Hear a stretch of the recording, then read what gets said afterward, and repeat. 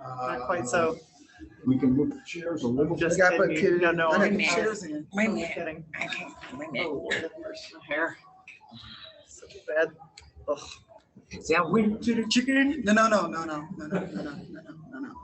Next thing you know, I was doing the phone chicken. Ruthie, Venus, stop. Chill, baby. All right. I don't know where to begin. All right, everybody. Well, we have been joined by Carla McGee, Venus Lacey, and Kathy Steding. Ladies, Katie, I apologize. Thank you for joining us. And we're going to turn it over to our media right away with question and answer. We're going to start with Teresa Walker. Teresa, if you would.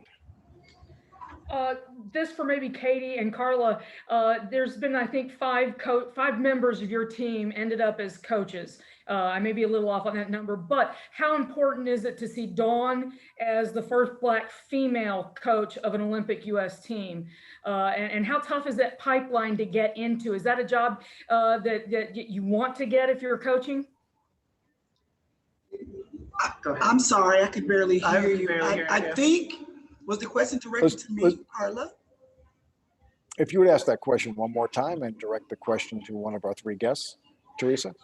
Carla, I'll go with you. There's 5 players off of the 96 team who have coached at some point. How nice is it to see Dawn as the first Black female coach of an Olympic team for the U.S. women? And how tough do you think that pipeline is? You guys have played so long. Did you ever want to go into coaching and try to follow and be one of in that path? Teresa, thank you for the question.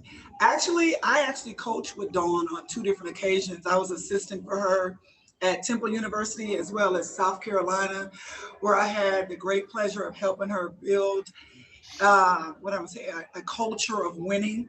Dawn Staley is amazing. I don't say that because she's my friend. I say that because I've seen what she's capable of doing with the basketball in her hand. I tease her all the time. I tell her whatever she touches is golden. And that's what I'm expecting when they go to Tokyo. I believe you asked about the pipeline. I think it's great that we have the coaches from our team that are giving back and pouring in and inspiring other young players, and to get them to understand the depth of the commitment it takes. Like what you see in the success that these coaches have had, it just didn't happen by chance. It's because they are champions. They were determined. They are committed to the game and moving the game forward. And that's pretty much all I can say is that I've been blessed to be around great players that are now great coaches. And so, yes, I wasn't coaching. I think about maybe stepping back in, but I think they're doing a great job. So I'm happy kind of being a spectator. Thank you. All right, thank you. And our next question will come from Pepper Persley. Pepper, you're up. Everyone, I wanted to start by just thanking you all for everything you've done to improve the game of women's basketball and to further it along. As a 10-year-old girl who plays basketball and as a journalist, it means so much, everything that you've done. 2 questions for you right now. Firstly, just what does it mean to see how much women's basketball has grown since 1996?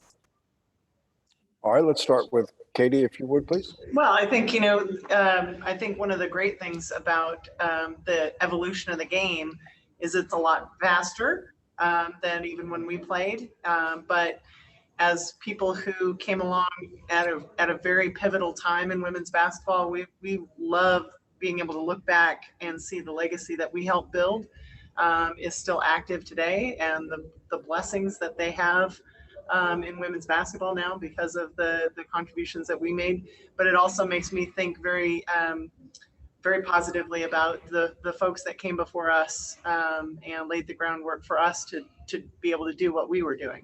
And it just, we were talking in the locker room with them just before, and Lisa said, it's your guys' turn to carry the torch. And that's, I think it's really important that we keep moving the needle and that we keep pushing the boundaries. And I think this is a really current topic this year with some of the disparities in women's basketball that we've witnessed and been a part of, and I'm glad to see that they're getting the recognition that they deserve.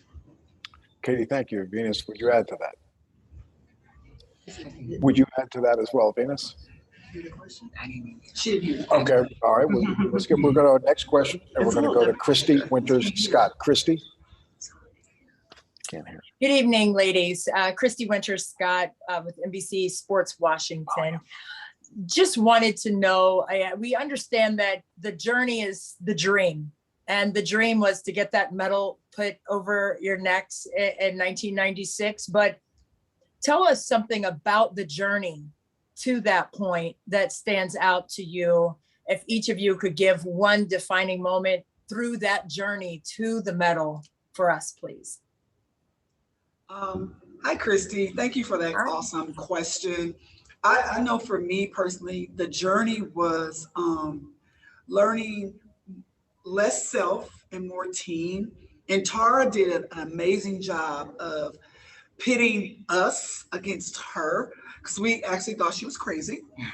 But she was a genius because she made us depend on each other. There was never a day there was someone different talking about, I'm out, I can't take this no more. But then you had your teammate that would talk you off a cliff and say, we need you, we can't do this without you. No matter what your part was on the national team, which led to the Olympic team, you were a pivotal piece, you were important. And so for me, the journey was learning to bond with 11 other women. Then Venus came along, and understanding that this is a bond that I have for life. Like, I never envisioned that. USA Basketball helped me have like 11 other sisters for life. And so for me, the journey is worthwhile because now I get to see one of my sisters now leading our country as a head coach. So every sacrifice, every mile we had to run, every time I thought I wanted to quit, it was all worth it, because now look how great the game has evolved. And like Katie said, it's steadily moving forward. And I think a lot of that has to do with we were less self and more we. So that's my experience. I would say for me personally, I think the answer to your question is that the lesson I learned over many years was to keep trying, to always find a way to get it done. The insatiable work ethic that I was able to be a part of and help demonstrate myself, and just know that no matter what came along, you had done the groundwork, you had laid the foundation for success later, and it doesn't always come in the package that you think it's going to come in. And I think that's a lesson for everyone who's playing sports. If you are, or anything in life, if you're able to make some sacrifices and do the work and really embrace the opportunity to be excellent, and you're willing to put in the time and grind, great things can come. I mean, I'm from a small town in Oregon, and I never had thoughts that I could be an Olympian one day. Like, really, you dream about it, but you don't really know that it's going to happen for you. And I think it's just a testament to years of perseverance, great coaching, being ready for opportunities, and being able to embrace some failures along the way that helped you get there. For me, it was me coming in. I was the 12th player to come in, and how they welcomed me to the team. It was a wonderful experience. Seeing the coaching now, the Olympic team is just amazing. Being on the Olympic team was amazing, and you grow and you develop. I didn't know if I would fit into the group, but they accepted me as coming in, and it was just, I was proud to be a part of the 1996 team. Thank you. All right, thank you. And our next question will come from Rafiq. Rafiq, if you would speak up and go with your question, please. This is Rafiq with Nothing But That Sports Talk. I just wanted to ask you, I want to look back at the game you guys played against Brazil that clinched the gold medal game. How great was it playing that game? How great was it winning the game? Is that what you said? Yeah. Oh, sorry. You want to go ahead? Okay. I think one of the most special things to me about that game is it was kind of a microcosm of the entire year. We were a very successful team. Everybody knows that. You know, and along the way, every game, someone had a moment to shine. It wasn't always just the same people doing the same thing over and over again.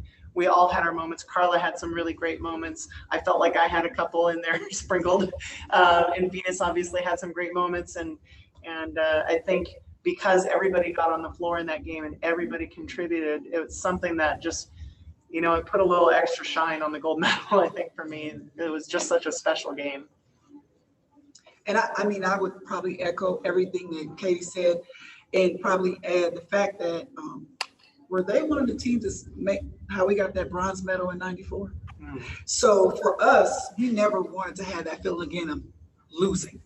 And we knew Brazil was definitely an obstacle that we were going to have to overcome if we were going to bring the gold back home. So you asked, how was that? Exhilarating, exhausting, but empowering, because we knew we had put in the work. We were actually at a point where there was probably no fear of anyone, yet we didn't take anyone for granted.